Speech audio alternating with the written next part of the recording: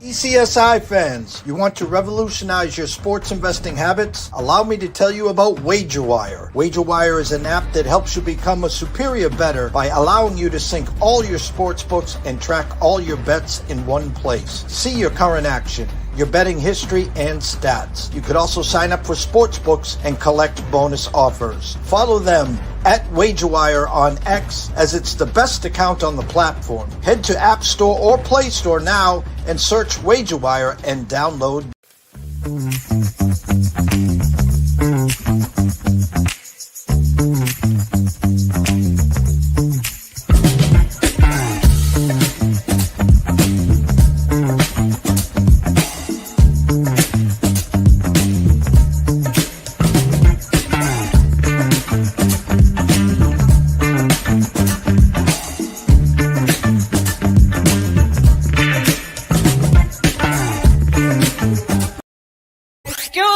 DJ. Hey, check this out. We got a great show coming your way.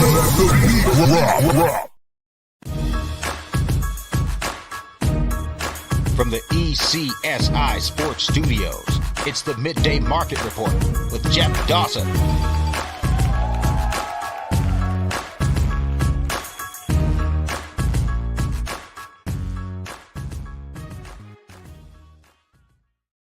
Good morning, sports fans from all around the globe. I am the host, Jeff Dawson, East Coast Sports Investors, and welcome back to the Midday Market Report. Good friend and colleague, Mr. Andrew McInnis, celebrating large as his Toronto Blue Jays.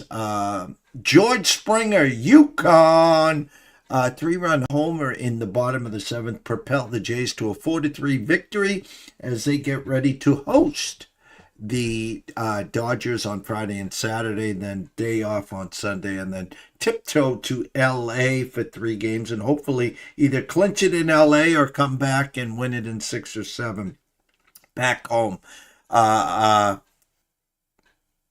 Great. I guess I'll save what I'm about to say, so I'll wait for Andrew on that one.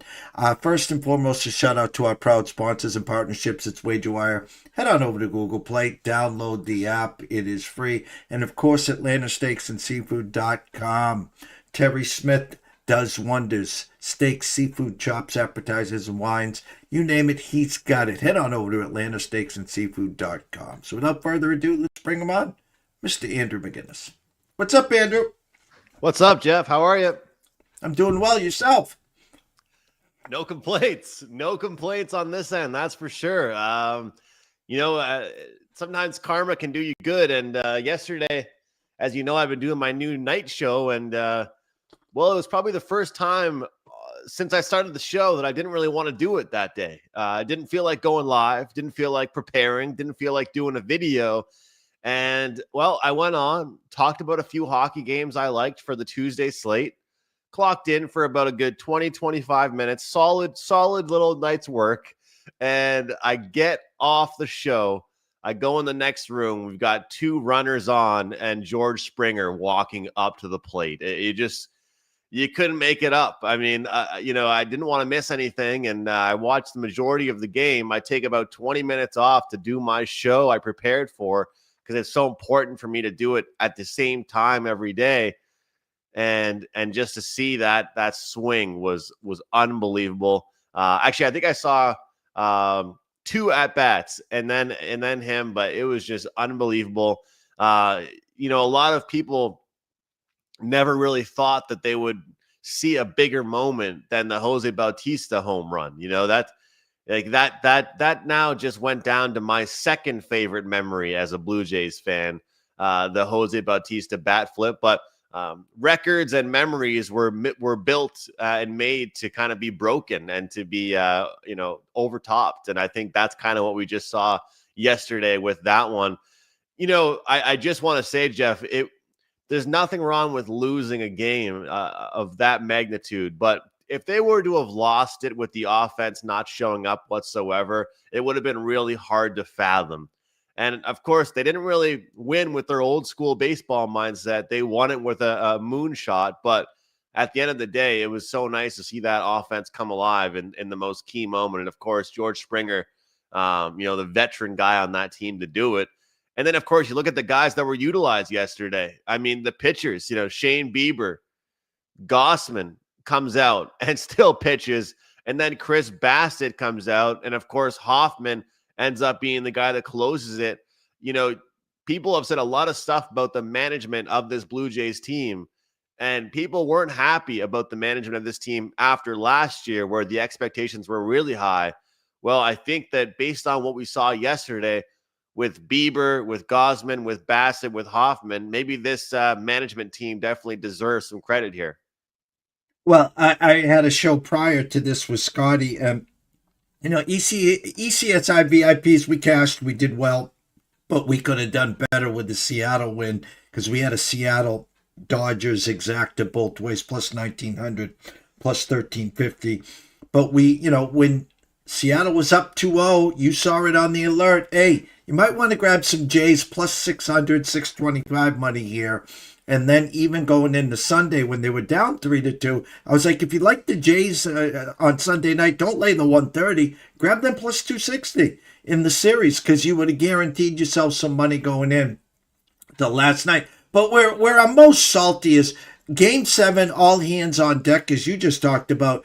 If you're going to go down with the ship, you go down with your best. And the Seattle manager has to sit in his shit all damn year because he didn't bring out the closer. He did not. He brought out Bizzardo, and it was a bizarre move, no pun intended there. You lost with not your best pitcher. It was a gut on his part, and he lost.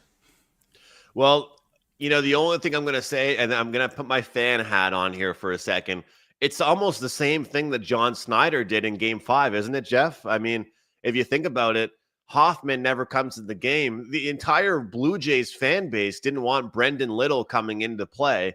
And it's no offense to him, but I don't even think he wanted to come into the moment because he looked nervous when he was walking to the mound. So, like you said, the fact that your number one guy doesn't even end up coming in a marquee moment, you kind of make yourself shake your head because what's funny is in Game 6, the exact same thing that went on in Game 6 is what should have been done in Game 5 for the Blue Jays, where Hoffman came in the 8th, and he ended up pitching 2 innings, 8th and 9th, and he faced Kyle Rowley. He faced the big name guys. And instead, they overthought it. And sometimes managers can do that, like the matchups and overthinking. Because in Game 5, John Schneider sent out Brendan Little for the 8th. And he said, well, you know what? I want to save Hoffman for the 9th. Well, what's the point of saving a guy for the 9th if you're down 4 runs once you get to the 9th inning? So baseball is a very interesting game. And, of course, it's, as you say, it's very easy to be the Monday morning quarterback when we're talking about decisions that managers have made. But I think when it comes to the postseason, you're much better off actually using your big name guys and your best guys and just get there, right? Like we saw it in the, in the Mariners' previous series that they played. Like every single guy got used. Like we didn't even know in Game 1 against the Blue Jays who they were going to throw out there because it seemed like every pitcher was used out of the pen there. So, and one thing I want to add is that I think it's pretty cool that Mad Max was able to make his way into this series and just a contribution that he's had. And on the broadcast, I listened to of course, the Canadian broadcast there. They were talking about how strong the bullpen has been for the Seattle Mariners. So the Blue Jays better get to the starting pitching, and it ended up just being the complete opposite, where it was, the starting pitching what held it down with George Kirby, and then obviously getting to the bullpen there. Getting to a small little criticism here, though. What did you think about Bieber's outing? I mean, I don't know all the hard hit and metrics and advanced metrics, all that stuff with baseball. I've got a bunch of sheets of what they all are for every team, but all I know is he was getting touched up, and there was a lot of hard contact coming off the barrel there with his pitches. Bieber, not great. But see, let me explain it this way. Go back to your Savage's first start. I mean, it was eye-opening. He's not going to duplicate it. and you knew right away he didn't have it. Well, then you saw what he had on Sunday. You're like, okay, that's the Savage that I remember. In baseball, you either got it or you don't. And lots of times you can get criticized for a quick hook. Sometimes a pitcher just didn't open up and get loose. It takes them an inning. Well, that inning could end up with 3, 4, 5 runs. So he was dancing the tightrope. And again, if you're afraid of Bieber, whether it's game 1, 2, 3, or 4, obviously against the Dodgers, again, you'll know early. It's all hands on deck. You don't want to blow the bullpen. So I think you're set up. You're at home. You got a few days to breathe, to enjoy your plus 190, 195 in some spots. It's going to be the world versus the Dodgers. You either love the Dodgers or you're rooting for the Jays here. Well, I hope so. I really hope so. I mean, I know a lot of people in the Mariners and Blue Jays series were making it, USA against Canada, which it has nothing to do with countries. But it's got to be the world against the Dodgers because, and I said this, Jeff, and I don't care who disagrees with this because to me, like imagine being a Dodgers fan right now. Look, sports fans love to win, but you want to tell me that Dodgers fans felt the same excitement a couple days ago that I felt last night? There's not a chance in the world that they felt that same excitement. If your team is sweeping a series, inbound to the World Series, and then what was the quote from Dave Roberts? It was like, he's like, they think we're ruining baseball, so let's go ruin it again, or something like that. Do you know that quote? Something he said. He's like, if they think we're ruining the game, so let's go do it again, this year. And it's like, man, every single it's like an all-star team over there. And I'll be the first person to tell you, I'm well aware of the Blue Jays. I think they're the top 5 payroll potentially. So they're up there with the payroll as well. Don't get me wrong. But it makes me laugh. Like if you're cheering for this Dodgers team, you've got Shohei Ohtani that's hitting multiple home runs and then going back on the mound and throwing strikeouts. Like it's just, the moment that I saw yesterday with George Springer, the excitement there, I don't know. In my opinion, I know baseball is different. And that I come from cheering for watching hockey the most, which is a hard cap league. In my opinion, no team in a playoff game, semifinals, should be minus money on the run line. Imagine if last year the Florida Panthers were minus 220 to win their game and minus 1.5 was, minus 120. It's just it's not how the playoffs should be from where I'm sitting. Andrew, you're looking at it totally wrong. You have to embrace greatness. What Shoei did the other night is the greatest sports spectacle in the history. We're talking 3 home runs in a clinching game. Oh, and by the way, 6 shutout innings with 10 strikeouts. And we see this with the Florida Panthers. We saw it with the Edmonton Oilers. We saw it with your Montreal Canadiens in the 70s and 80s. And you know what? They're not doing anything that anyone else can't do.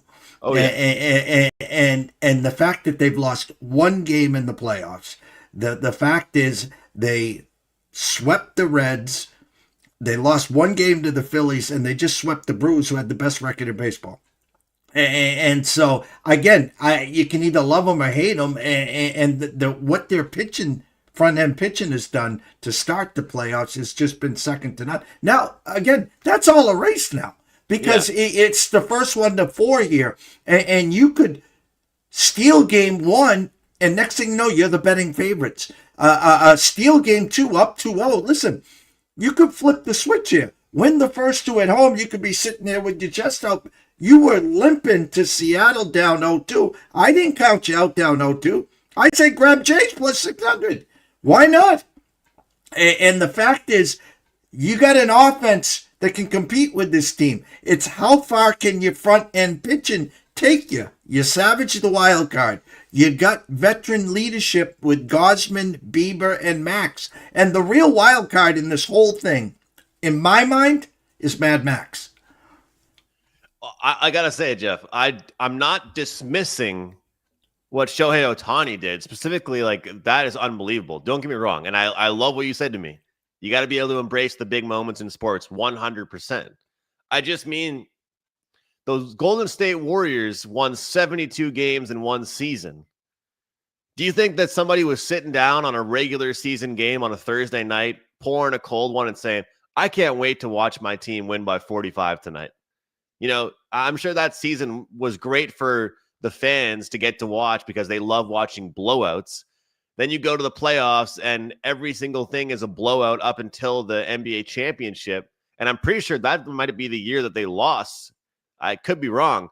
My whole point being, though, is that just that that was actually an organically built team because of the draft as well. And as you mentioned, and I appreciate you saying that with the Dodgers, anybody can do it. But I'm going to, there's one biased thing, and I know you're a diehard baseball guy, so I don't ever want to get into a debate with you about baseball, that's for sure. But one thing I'm going to say that just kind of came to my head, can everybody do it though, Jeff? Because the Blue Jays, it's similar to the Raptors. Like, the reason why people make it about, oh, it's Canada's team and things is because look at our starting pitchers. Like, no Mad Max type of player is ever going to come to us until they're 50 years old. You know, like every player when they grew up, from what it seems like, they wanted to play for the Yankees or the Dodgers or Red Sox. It's what it seems like for me. Tell me if I'm wrong, but I don't think any player is like Paul Skeens isn't itching to get out of the Pittsburgh Pirates system to go play for the Toronto Blue Jays. He's itching to go somewhere else. So I do feel like that's a little bit of a, is that a decent response? Can you give me that? Because maybe the Dodgers have that reputation. People want to go there. Well, no, Toronto is the tough one because don't forget, quote unquote, Shoei was on a plane, which he never was because, you know,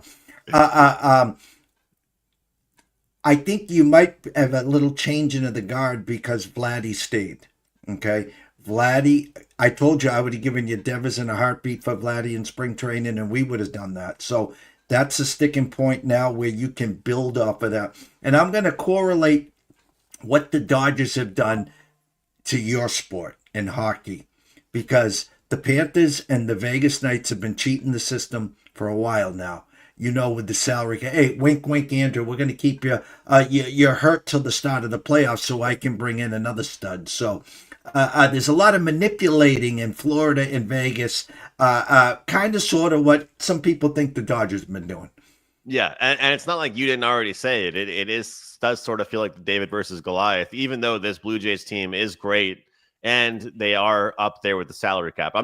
Don't get me wrong here, guys. I'm not sitting here saying this is the Oakland A's, okay? I understand MLSE and the Blue Jays have a ton of money, but it definitely does feel like it's Blue Jays against the world. So I'm happy to hear what you said, where it's like, hey, it's everybody against the Dodgers, which is completely fine with me. Okay, so I have to ask you this. Since we're on the topic of it, I saw a really funny comparison, and it was like somebody was talking about like the greatest, like Shohei Ohtani's performance in that game, like how unbelievable it was. And it was just so crazy with the home runs and the pitching. But the elephant in the room was that he wasn't having that great of an average batting wise throughout the playoffs, right? No. It wasn't bad? Or No, not? no, it was bad. It was horrendous. Oh, bad. Yeah. So I saw a funny tweet. It was like, what's the basketball correlation to this? And some guy was like, oh, it'd be like if Michael Jordan didn't score a point for the whole series and then he scored 145 points in game 7 or something like that. So it is interesting because all of a sudden people forget about that. And it makes, like, I'll give you this is me just kind of going off on a tangent with the Blue Jays, but every Blue Jay fan pretty much hated Jimenez at the plate. Like, Jimenez was awful. And then he hits 2 home runs, like in Seattle. So just like that in baseball, it's very easy. It's a, what have you done for me lately sport. Like, oh, this guy's been bad for us for the last 2 weeks. Like, Alejandro Kirk had a horrible series. If he goes out there and has 1 or 2 good at-bats against the Dodgers, everybody will forgive him, or different things like that. Like, it's very interesting how that works. Obviously, Shohei is a completely different example of that because what he did was unbelievable. And I hate how easy he makes it look, Jeff. but He hit one out of the stadium. Out of the stadium. Yeah. But again, you're right. What have you done for me lately? And the amazing thing, Dodgers are 9-1 in the playoffs, and before the last game and the Shohei blow up, they were 8-1 with Shohei, I think, with one hit. And here he comes. I'll pitch 6. I'll strike out 10. Oh, by the way, I'll hit 3 homers. So I know you got a show coming up. I'm going to give you a few minutes, pucks, props, and thoughts. I wanted to say, man, time to pull the plug on the Rangers already, but we got a decent slate tonight.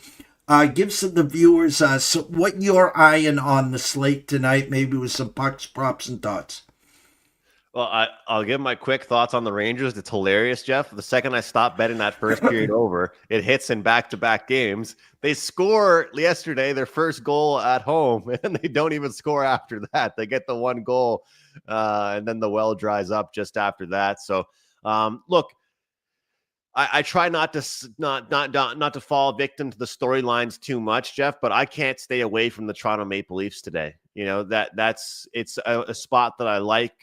This is an emotional driven team. It is, you know, they're a bunch of players that pick and choose when they want to show up. And that's, I don't even think that's me being a hatred of a fan from a Montreal Canadiens. Everybody knows this about the Maple Leafs. And when your goaltender calls you out for in the overtime, getting pretty much dog walked down the line and getting beat down the ice, that's William Nylander. And then your goaltender gets run over, and your goaltender pretty much, I don't know if you saw these quotes, Jeff, he pretty much called out his own team for not like defending him as well. And then this is a former goalie, Stolarz, that played for the Panthers. And you know how it went for the Panthers. If anybody touched your goalie, they would treat you way different than anybody does that on the Maple Leafs. So I feel like we're going to get a response here. I mean, back-to-back bad efforts for them against Detroit. Then they pick up a win, and then that loss against Seattle, they won't be too happy about it. So I will be looking towards the Maple Leaf side. Kind of interesting, though, that number has seen minimal movement overnight. One that was a little bit interesting, Jeff, and I figured you might find this one intriguing as well. Vancouver and Pitt. That was a bit of an overnight flip. And so far we've seen this season, I can think of a bunch off the top of my head, but specifically this weekend, the Oilers and New Jersey one. I think of you and I think of Dave Koken. When I see a number that doesn't make any sense, I'm just like, all right, how am I going to stomach making this bet or taking this price? And I've had one of them this season so far, but I haven't taken enough of them. And this is the one here that really stood out to me. Why is Pittsburgh, pretty much in a pick'em situation, first game back after their road trip against the Vancouver Canucks, especially when some books opened it up at -120. That one kind of intrigued me a little bit here. Florida Panthers and Boston Bruins. It's the Brad Marchand homecoming. And, what's funny is that, first of all, I'm disappointed I didn't take advantage of the Boston Bruins' poor defense on the road. They go on the road. They've now lost 4 straight. They go on the road, give up 6 against Vegas, 4 against the Avalanche, and 3 against the Mammoth. You got to think they're going to be motivated with their first game back at home. We always talk about that first game back at home. It's only a flat spot if you played poorly when you were on the road. But here's the problem. The Florida Panthers are just as motivated, Jeff, as this Boston Bruins team right now. This Panthers team has not looked good. They just got shut out against the Buffalo Sabres. So I'm not giving up on the system bet that you and I had so much fun with last year. I like the over 1.5 as far as the first period is concerned. And I think that kind of a sneaky prop to look at in this game, instead of looking at Brad Marchand goal, instead of looking at all this stuff for him, you kind of want to take his teammates around him to do very well. And I'm just pulling up the lineup. So I do think he's still going to be with Sam Bennett. Let's see here. Yeah, he's still with he's moved. So Luosterainen and Lindell. So the same thing I've been doing a lot with these player props lately. You go on dailyfaceoff.com, you look at who a player's line mates are going to be. You check the point props, and Marchand, I think, is going to be on the score sheet, but he's -165, Jeff, to get a point. You look around at a couple other guys that he's going to be playing with here. Lindell is only -115. Luosterainen is like plus money. So I think Lindell at -115. Maybe you don't bet Marchand, but you take the guy playing right next to him. So we could go on and on here, Jeff. There's a lot of good stuff to look at. Anaheim, Nashville. That one's kind of intriguing to me. This Nashville team is good as a fave. This Nashville team is going to be motivated. They're coming off a road trip as well that they will not be happy about. And I think this number sets it up perfectly. They think that they're going to come out strong. I think as an underdog, I don't really like Nashville. As a favorite, they seem to perform in this role. They play much better hockey at home. And I also feel like this is one of the older teams in the league against one of the younger teams in the league. So I do think Nashville finds a way to get it done. I want to mention as well, Colorado, Utah. Kind of just a little theory we have here with like first time a team plays, if it goes under, second time you play the over and back to back. These teams played 2 weeks ago, Jeff. It resulted in a 2-1 result. So I'm kind of thinking to myself, okay, did that game really look like a 2-1 result? And I don't think it really did. So maybe we'll see goals in the late night degenerate hours. They can follow you on McInnis Picks, Wager Talk, of course, WT.Buzz/A&M. It's $5 Tuesday. What else do you got for everyone? Yeah, right now, Jeff, we've got a combo pass for rest of CFL, just the playoffs there. Took last week off. There were some leans I liked, but it was such a weird week in the CFL. Playoffs are coming up, though, so we'll be involved with that and with the NHL. And there's only a couple days left. This promo code I got, NHL25, takes 25% off a 30-day package. So right now, it's all about the long term with the NHL, piece by piece, bit by bit. We're chopping at the bit. And, the big plays, you want to hit them. Was not happy about losing a big play over the weekend, but we're hitting the plays each day. And yesterday we cashed with the Minnesota Wild, plus 125. So I think, Jeff, I'm sure you've noticed, I think I might have given out more underdogs so far this season than I might have all year last year. So we're taking more shots with the dogs this year. I'm rubbing off on you, trust me. So yes, sir. Go follow Andrew. In 10 minutes, he'll be live at Wager Talk. Myself and Andrew will be back on his channel, of course, on Friday at around 10:15, 10:30. Until then, everyone, from myself, Jeff Dawson at EC Sports Investor, the one and only Mr. Andrew McInnis, congrats again to the Jays at McInnis Picks at Wager Talk. Everyone, have a blessed day. Behave yourselves and stay tuned.